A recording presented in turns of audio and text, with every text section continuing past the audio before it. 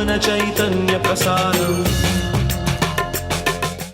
నమస్కారం, మన ధర్మం కార్యక్రమానికి స్వాగతం. ఇవాళ మన ధర్మం కార్యక్రమంలో మన ధర్మ సందేహాలను నివృత్తి చేసేందుకు మనతో పాటు ఉన్నారు ప్రముఖ ఆధ్యాత్మికవేత్త, ధర్మశాస్త్ర నిపుణులు, మనందరికీ సుపరిచితులైనటువంటి బ్రహ్మశ్రీ ఆచార్య కాకునూరి సూర్యనారాయణమూర్తి గారు. గురుగారు నమస్కారం. నమస్కారం అమ్మా. గురుగారు, ఈరోజు భాద్రపద శుద్ధ పంచమి, దీనిని ఋషి పంచమి అని కూడా అంటారు కదా, దీని యొక్క ప్రత్యేకత ఏంటో తెలియజేస్తారా? కశ్యపోత్రి భరద్వాజ విశ్వామిత్రోథ గౌతమ వశిష్ఠో జమదగ్నిశ్చ సప్తైతే ఋషయస్తథా అని సప్తఋషి మండలాన్ని, సప్తఋషుల గురించి, సప్తఋషుల ఇల్లాండ్రతో సహా కూడుకున్నటువంటి విశేషాంశాలను వినాయక చవితి రోజున కూడా మనం తెలుసుకుని ఉన్నాం. వినాయక వ్రతకల్పంలో కూడా సప్తఋషుల ఇల్లాండ్రకు వచ్చినటువంటి నీలాపనిందల గురించిన కథ కూడా మనం చదువుకుని ఉన్నాం. ఋషి పంచమి అనే పేరిట ఈ రోజున ఆ సప్తఋషి మండలాన్ని ప్రత్యేకించి మహిళలు పూజించాలి. తెలిసి తెలియక వారి జీవన కాలంలో ఏవైనా పొరపాట్లు చేసి ఉండవచ్చును.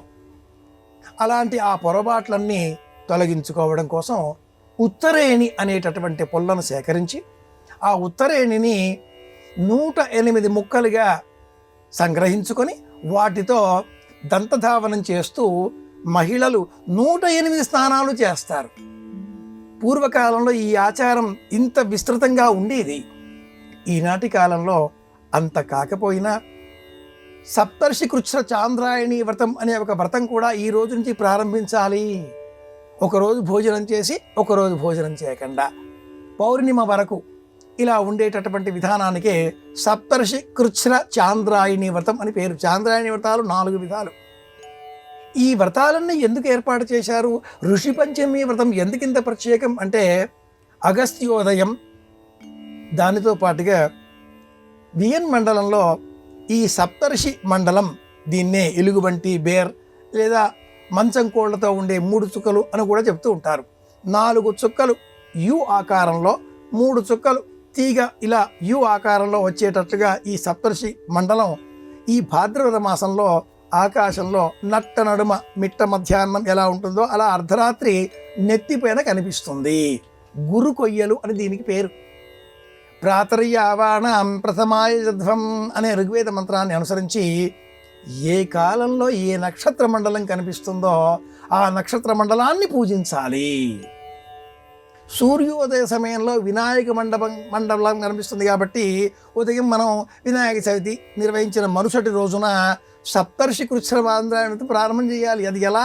ఋషి పంచమి అనే వ్రతం పేరిట. మార్గం తప్పిన దేవతలకు ఈ ఉత్తరేణి సవ్యమైన మార్గాన్ని సూచించింది. ఆ మార్గాన్ని అనుసరిస్తూ మనమంతా కూడా దేవతల పక్షంలో మారిపోవాలి. క్రమేణా పగటి కాలం తక్కువ, రాత్రి కాలం ఎక్కువ అవుతుంది కనుక ఋషి పంచమి వ్రతం అనే పేరిట ఆ ఋషులు పాటించే సంప్రదాయాలను తెలుసుకోవడం కోసం అర్చించాలి. ఇది విశేషం. గురువుగారు, గణపతిని పూజించే సమయంలో సత్వగుణం కలిగినటువంటి ఉండ్రాళ్ళు, పాయసం వంటివి నివేదన చేస్తాం కదా, దీనిలో ఉన్నటువంటి అంతరార్థం ఏమిటి? అలాగే గణపతికి గరిక పచ్చడి కూడా చేసి నివేదన చేయొచ్చా? తప్పకుండా చేయొచ్చు. పూర్వం ఓ రాజుగారు అడవికి వేటకే వెళ్ళి మార్గ మధ్యలో తప్పేసి ఎవరో ఒక పెద్ద ఆవిడ దగ్గరికి వెళ్ళి, అమ్మ ఆకలి వేస్తుంది, ఏదైనా పదార్థం ఉన్నదా అనగా ఆవిడ ఈ వచ్చిన వారు మహారాజు అని తెలియక తన వద్ద ఏది ఉన్నదో ఆ పదార్థాన్ని అందించింది. అది గరిక పచ్చడి. ఆ మహారాజు గారు ఆకలితో ఉన్నారు కాబట్టి వేడివేడి అన్నాన్ని ఆ గరిక పచ్చడితో కలుపుకొని నెయ్యి వేసుకుని శుభ్రంగా భోంచేసి తిరిగి అంతఃపురానికి వచ్చాక ఆ పదార్థం ఏదో కావాలి, పొట్టరండి అని చెప్పాడు. వీళ్ళంతా వెళితే ఆ పెద్ద ఆవిడ వచ్చిన వ్యక్తి మహారాజు అని ఇప్పుడు తెలిసింది కాబట్టి నేను చేసింది గరిక పచ్చడి అని చెప్పలేక నానా ఇబ్బందులు పాలైంది. ఈ భాద్రపద మాసంలో సత్వగుణోపేతమైన పదార్థాలనే స్వీకరించాలి. ఒకే పూట భోజనం చెయ్యాలి. సంప్రదాయంలో క్రమేణా ఏకాదశి అనంతరం పాలు స్వీకరించకూడదు. ఇప్పుడు పెరుగు స్వీకరించకూడదు. పెరుగు మనలో మందాన్ని పెంచుతుంది, వాత గుణాన్ని పెంచుతుంది. అంటే సత్వగుణం తొలగిపోతుంది. రజోగుణాత్మకంగా మనం మారిపోతూ ఉంటాం. రజస్సు తమస్సు ఈ రెండు కూడా అనుకున్నప్పుడు దోషకారకం కనుక ఈ రెండు కాకుండా మనం సత్వగుణాన్నే అభిలషించే వారంగా ఉండాలి. అంటే ఎలా? తినే పదార్థాలలో ఉప్పు, కారం, నూనె ఈ మూడు తగ్గించాలి. నేటి ఆధునిక వైద్యులు కూడా ఉప్పు తగ్గించండి, ఉప్పు మానేయండి, ఉప్పు అవసరమా అంటూ ఉన్నారు. అవసరమే, కానీ ఈ అవసరమైనంత మేరకు ఉప్పు మనకు సహజంగా అన్ని పదార్థాలలో వాతావరణంలోనే కొంత ఉంది, అది సరిపోతుంది. అధికంగా మనం రుచి పుట్టగా నేర్చున్నయ్య భాస్కర అంటూ తెచ్చుకొని మింగేసి రోగాల పారిన పడిపోతున్నాం. అలా కాకుండా ఉండాలి. భాద్రపద మాసంలో ఇలా సత్వగుణాన్ని పెంపొందింపజేసే నిమిత్తమై వినాయక చవితికి ఒకరోజు ముందు రోజు నుంచే అమ్మవారిని తదియ వ్రతం పేరిట పూజించడం, సంపద్గౌరీ వ్రతం అనే పేరిట పూజించడం, ఉపవాసం, చప్పడి పదార్థాలు, చవితి ఉపవాసం, చప్పడి పదార్థాలు, ఋషి పంచమి ఉపవాసం, చప్పడి పదార్థాలు, అనక కృష్ణపక్షంలో విధియ వరకు కూడా ఉండ్రాళ్ల తదియ చప్పడి పదార్థాలు ఉప్పు లేకుండా ఒకే పూట భోజనం చేయడం. ఇలాంటి నియమాలతో ఈ మాసమంతా మనం కాలం గడిపితే ఆరోగ్యాన్ని కాపాడుకున్న వాళ్ళం అవుతాం. తెలియకుండానే ఈ దేహాన్ని వాతం కమ్ముకు వస్తూ ఉంటుంది. తెలియకుండానే మనం 5-6 కిలోల బరువు పెరిగిపోతూ ఉంటాం. అలా కాకుండా ఉండాలి. ఇలా అనడం నేర్చుకోవాలి. ఎవరైనా ఇదేనా ఇస్తే ఇలా అనడం మొదలు పెడితే ఏ వ్రతాలు చేసే అవసరం లేదు. ఇలా చేతిలో ఉన్నది ఇలా కాకుండా ఇచ్చే ప్రయత్నం చేయాలి, పంచుకునే ప్రయత్నం చేయాలి. అది చెప్పడం కోసమే ఈ వ్రతాలు సత్వగుణ లక్షణ సంబంధిత విషయాలు. గురుగారు, బలరాముడు, శ్రీకృష్ణుడు, సుభద్ర వీరిలో 2 మహావీరులు కలిగినటువంటి సోదరులుగా కలిగినటువంటి సుభద్ర అర్జునుడిని వివాహం చేసుకునే ఆ విధం ఎటువంటిది? లోకంలో పౌరాణిక సహజమైనటువంటి వృత్తాంతం వేరు, ప్రచారార్థం కల్పించే వృత్తాంతం వేరు. పౌరాణికంగా భారతంలో ఉండే కథలలో అర్జునుడు యతివేషం ధరించి లేదా మాయోపాయంతో ఏవో పన్నుగొడలు పన్ని ఇలా వివాహం చేసుకున్నట్లుగా చెప్పబడి ఉండలేదు. వసుదేవుడికి 7 భార్యలు, అలాగే ఆ దేవకీదేవి వారిలో 7వది. పైగా ఈ వసుదేవుడు మొదలైన వారంతా కూడా 9 మంది అన్నదమ్ములు. ఆ వసుదేవుడికి మళ్ళీ 5 అప్పచెల్లెండ్రు. ఇంతటి బృహత్తరమైనటువంటి బంధుగణంలో కృష్ణ పరమాత్ముడు ఎంతమందినో తనకు బంధువులుగా కలిగి ఉన్నాడు. ఇందులో కృష్ణుడి కంటే పూర్వం 6 జన్మించారు. దేవకీదేవికి పెదనాన్న కుమారుడైన కంసుడు స్వంత అన్న కాడు సంహరించాడు. 7వ గర్భాన్ని వసుదేవుడి భార్య రోహిణి ఆమె గర్భంలో ప్రవేశింపజేసి అక్కడ జీవించే విధంగా పరమాత్మ సంకల్పం చేశాడు.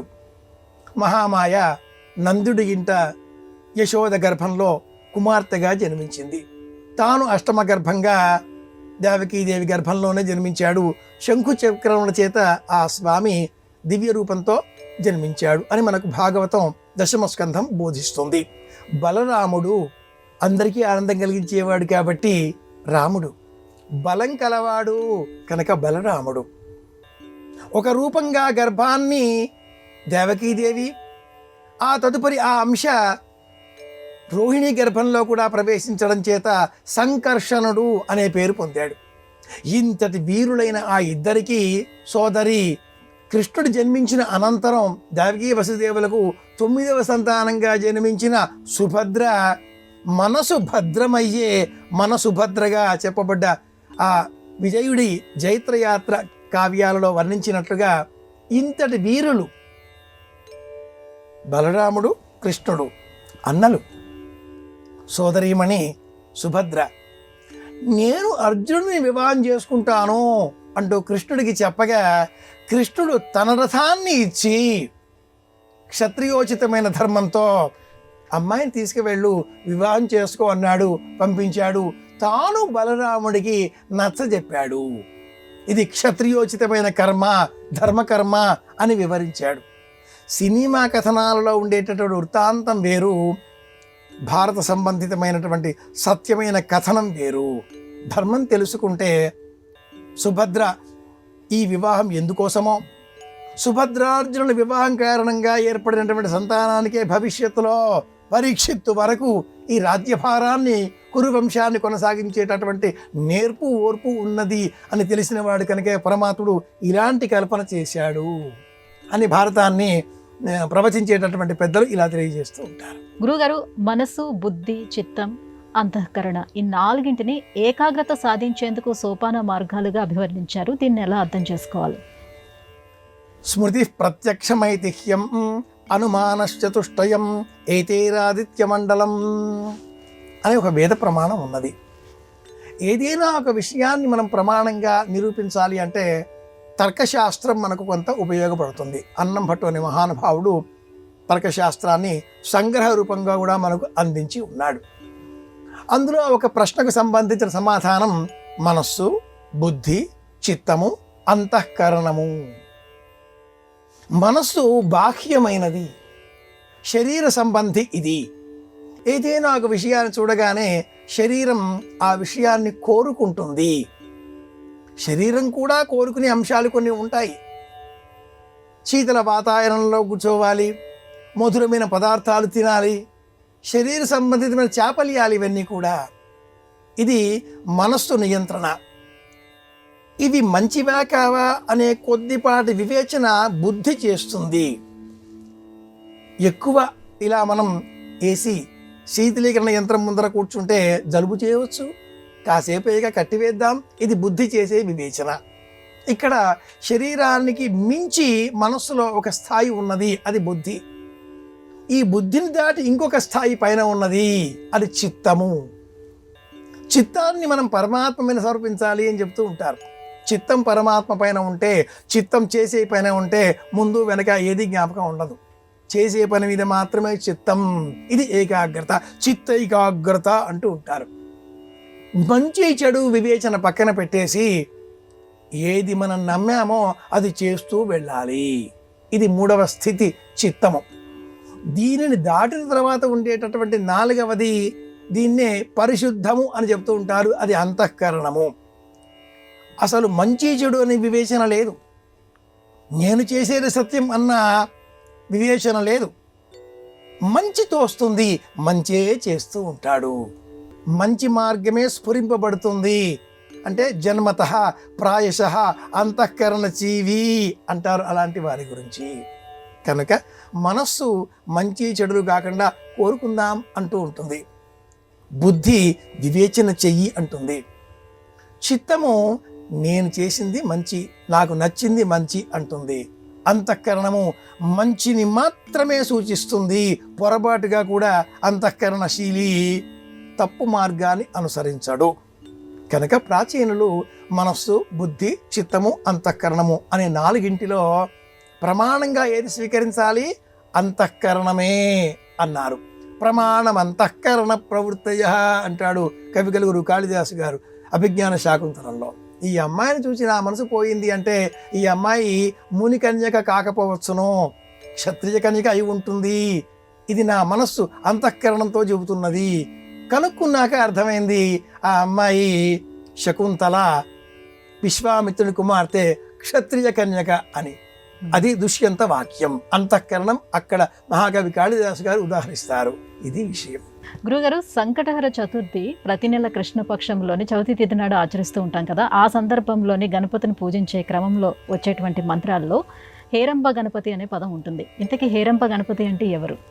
ఓం గం గణపతయే నమః.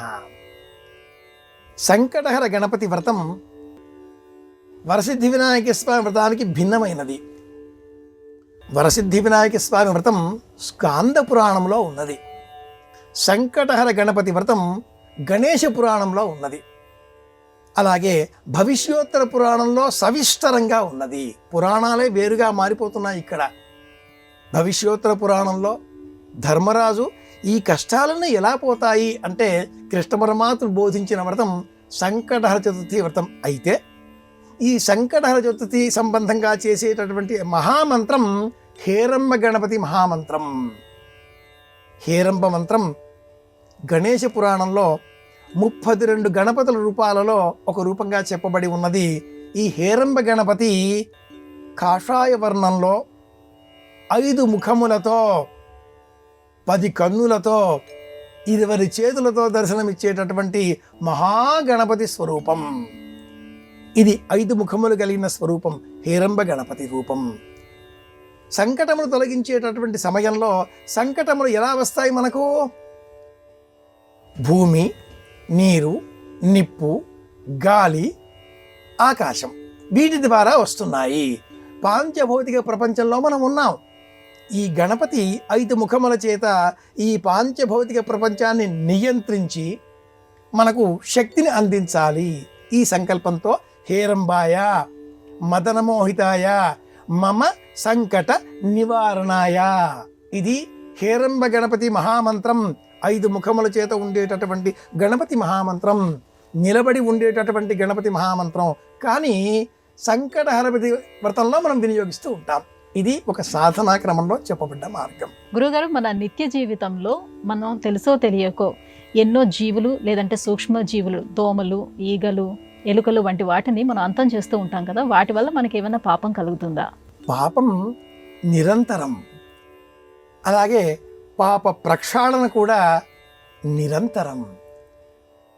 ఎవరికైనా ఏదైనా మనం కాస్త భౌతికంగా ఇబ్బంది కలిగించగానే క్షమించండి అని తెలుగు పదం కానీ, సారీ అని ఆంగ్ల పదం కానీ వాడుతూ ఉంటాం. రోజులో ఈ పదాన్ని ఎన్నిసార్లు వాడతాం మనం? ఆలోచన చేస్తే ప్రయాణం, కార్యాలయానికి వెళ్ళడం కోసం మొదలుపెట్టినది మొదలుగా ప్రతిరోజు ఒక 4-5 సార్లన్నా వినియోగిస్తూ ఉంటాం పొరపాటుగానైనా. జీవులు కోటాను కోట్లు, 84 లక్షల రకాల జీవకోటి. అలాంటి వాటిని మంచి కలిగించేవి, ఇబ్బంది కలిగించేవి చుట్టూరా ఉన్నప్పుడు వాటి వలన మన దేహానికి కీడు కలుగుతున్నది, దేహం అంతం అయ్యే ప్రమాదం ఏర్పడుతున్నది, వ్యాధులు మనల్ని ఆక్రమించే ప్రయత్నం చేస్తాయి అన్నప్పుడు సృష్టి ధర్మాన్ని అనుసరించి ప్రతి జీవి తనను తాను రక్షించుకునే పని చెయ్యాలి. ఒక పాము కప్ప అనుకున్నప్పుడు అయ్యో ఈ పాముకు ఎంత ఆకలి వేసిందో ఏమో తిననీలే అని ఏ కప్ప అనుకోదు కదా, బతకాలి అనే ప్రయత్నం చేస్తుంది కదా. అలాగే అయ్యో దోమ వాలింది, పోనీ ఒక చుక్క రక్తమే కదా అని మనం అనుకోకూడదు. అలా అనుకున్న మరుక్షణం శరీర మాధ్యం, దేహాన్ని రక్షించుకోవాలి అనే ధర్మాన్ని తప్పిన వాళ్ళం అవుతాం. దేహాన్ని మనం కాపాడుకోవాలి, దోమలను అంతం చేయాలి. అయితే వేటాడి వెంటాడి దోమలను బంధించి హింసించి ఈనాటి కాలంలో ప్రతి ఇంట్లో కూడా బ్యాట్ ఒకటి వినియోగిస్తూ ఉంటారు. దోమ అలా ఎగరగానే ఇలా మనం దాన్ని తాకగానే అది నేల రాలుతుంది. అంత మట్టుకు ధర్మం అనుసరించడంలో ఏ దోషమూ లేదు, మనల్ని మనం కాపాడుకోవాలి. కానీ నేల రాలి పడిన ఆ దోమ దేహాన్ని తీసి మళ్ళీ ఈ బ్యాట్ పైన వేసి పటపటపటా అని శబ్దం వచ్చే విధంగా మనం ఆనందంగా చూచి వికృతంగా ప్రవర్తిస్తే ఇది మహాపాపం, ఘోరం, నేరం. ఈ పాపం తప్పక అంటుతుంది. ఒక జీవిని హింసించే హక్కు మనకు లేదు. దేహాన్ని రక్షించుకోవాలి కనుక దేహాన్ని కప్పుకుందాం, వాటిని తొలగించే ప్రయత్నం చేద్దాం. పూర్వం మాండవ్యుడు అనే ఒక కథ మనం చెప్పుకుంటే ఆ కథ వామన పురాణంలో ఉంది. దగ్గరికి ఎవరు వచ్చినా వాటిని తొలగించే ప్రయత్నం చెయ్యాలి, అంతేగాని అంతం చేసే ప్రయత్నం చెయ్యకూడదు అంటాడా మహానుభావుడు. ఆ ప్రాంతంలో అవి ఉన్నవి, అక్కడికి మనం వెళ్లకుండా ఉండాలి. వెళితే తగిన రక్షణ చర్యలు చేపట్టి వెళ్ళాలి, అంతేకాని వాటిని అంతం చేసి అక్కడ మనం ఉందాం అనే ప్రయత్నం చేస్తే జీవావరణ వ్యవస్థకు హాని కలిగించిన వాళ్ళం అవుతాం అంటుంది వామన పురాణం. పురాణాలలో ఉండే కథలన్నీ కూడా జీవావరణ వ్యవస్థను, వాతావరణ విధానాన్ని, పర్యావరణ పరిరక్షణను మనకు ఒక హక్కుగా, బాధ్యతగా బోధిస్తాయి. దోమలు లేకుండా చేస్తే కప్పలు వేటిని తినాలి?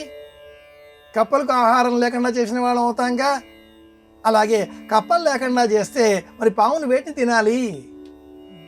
అలా జీవావరణ వ్యవస్థలోనే ఎలకలు ఉన్నాయి.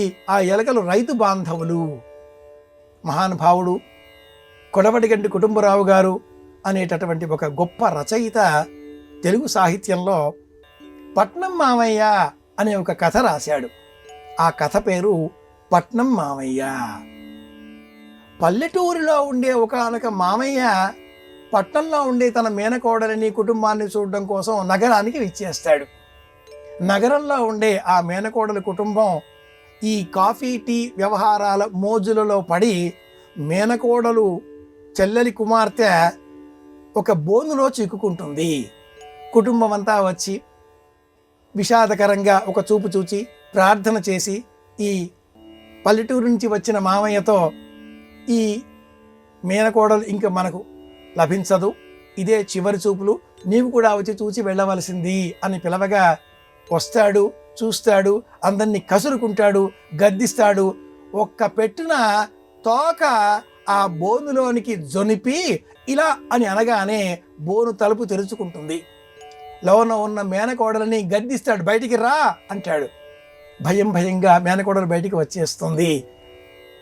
మీరు ఈ నగరంలో ఉండి పట్నంలో ఉండి పల్లెటూరు జీవితాన్ని మర్చిపోయారు, పల్లెటూరు తిండి విడిచిపెట్టారు, జొన్న తిండి తింటే ఉండే బలం పోగొట్టుకున్నారు, నేను ఇక్కడ ఉండను అంటూ వెళ్ళిపోయాడు.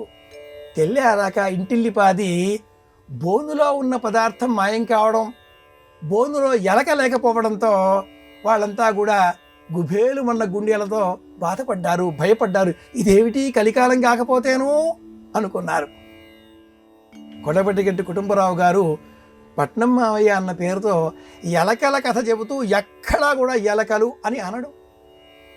వాటి మానాన వాటిని జీవించే ప్రయత్నం చెయ్యాలి, వేటిని మనం అంతం చేయకూడదు. వినాయకుడికి వాహనం కదా, ఎందుకు వాహనంగా ఏర్పాటు చేశారు మన వాళ్ళు? పెద్ద పెద్ద మంటపాలలో వినాయక ప్రతిమ పెట్టినప్పుడు ఆ వినాయకుడి పక్కన అంత పెద్ద మూషిక వాహనుడు కనుక ఎలక కూడా ఉంటుంది. వినాయకుడికి పూలదండ వేస్తాం, ఎలకకు కూడా పూలదండ వేస్తాం. ఇది ప్రత్యేకం. గురుగారు, కర్మ బుద్ధి ఈ రెండిట్లో దేన్ని అనుసరించి ఏది ఉంటుంది? ఈ రెండిట్లో దేనికి ప్రాధాన్యతనివ్వాలి? ప్రాచీనులు బుద్ధి కర్మానుసారిణి అంటూ ఒక సూత్రాన్ని వివరించారు. కార్యకారణ సంబంధములు ఎలాంటివో ఈ బుద్ధి కర్మ అలాంటివే. పూర్వం చేసి ఉన్న కర్మ, ఆ కర్మ ఫలితాన్ని మనం పొందే నిమిత్తమై మన బుద్ధిని ప్రచోదనం చేస్తుంది. ఈ పని చెయ్యి అంటూ ప్రోద్బలంతో బుద్ధి ఇచ్చిన ఆ ఊహ మేరకు ఆ పని చేసే ప్రయత్నానికి మనం ఉపక్రమిస్తాము. పూర్వం చేసిన కర్మ ఈనాటి ఈ బుద్ధి ప్రచోదనానికి కారణమైంది. ఈ బుద్ధి ప్రచోదనం కావడంతో కొత్త కర్మ చేస్తున్నాం. వృత్తంలో చూచినప్పుడు ఒక పెద్ద పులి ఒక వ్యక్తిని తరుముతున్నది. ఆ వ్యక్తి ముందు పరిగెడుతున్నాడు, గనక పులి. దైవానుకూలత ఉన్నప్పుడు ఆ వ్యక్తి విపరీత వేగంతో పరిగెత్తి పులి వెనక చేరతాడు. ఆ వృత్తంలో పులి ముందు, వెనక మనిషి. కాసేపు అయ్యాక మనిషి పులిని వేటాడుతున్నాడేమో అనే భయం పులికి కలిగి పులి పారిపోతుంది. బుద్ధి కర్మ అలాంటివే. కర్మ పైన మనము జిజ్ఞాస పెట్టుకోకూడదు. నా చేత ఈ పని లేదా ఈ కర్మ ఆచరింపబడుతున్నది. బడు ప్రయోగాలు తెలుగులో వాడకూడదు అంటారు, చీరనారా వారి సంవాదంలో తెలుసుకోవచ్చు. కానీ నేడు మనం వినియోగిస్తున్నాం. నా చేత ఈ పని నిర్వహింపబడుతున్నది, నేను కాదు నిర్వహించేవాడిని. పరమాత్మ సంకల్పం.